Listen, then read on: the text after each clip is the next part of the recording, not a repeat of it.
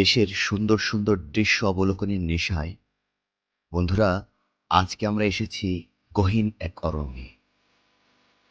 সবুজে ঘেরা চারিদিক, চেনা অচেনা অজস্র বৃক্ষরাজি। শত শত বৃক্ষ বয়সের ভারে নুয়ে পড়েছে। এই বনটিকে সোয়াম্প ফরেস্ট বলে। বছরের অর্ধেকটারও বেশি সময় এটা পানির নিচে ডুবে থাকে।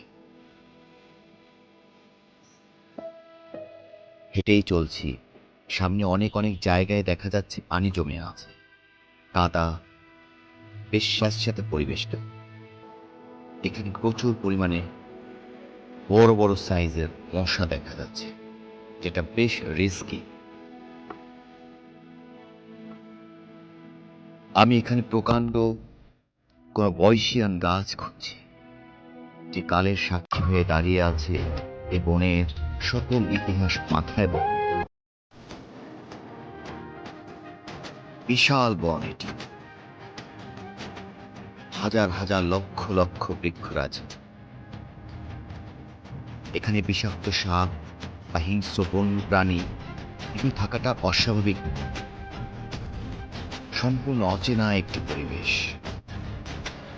নিরাপত্তার কথা না ভেবেই বনের অনেক গভীরেই প্রবেশ করেছিলাম আমরা। থেমে থেমে কিছু অচেনা অজানা পাখির ডাক শুনেছি। দেখুন, আমি অবশেষে বিশাল একটি বৃক্ষের সন্ধান পেয়েছি।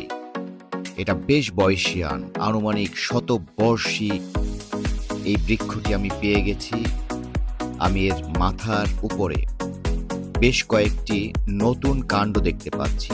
মূল গাছ থেকে বের হয়ে এসে এগুলো মূলত আবার বেড়ে উঠছে।